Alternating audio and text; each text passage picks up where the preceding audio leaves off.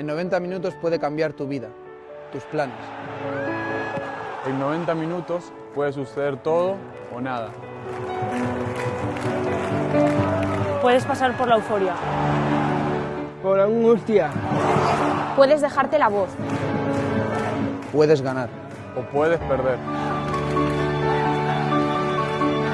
En 90 minutos. Hay 114 casos de violencia de género en España. Y 4 en Aragón. En 90 minutos. Una media de 29 casos son denunciados en España. Y casi 1 en Aragón. Pero en 90 minutos... Todos estos datos tendrían que ser 0.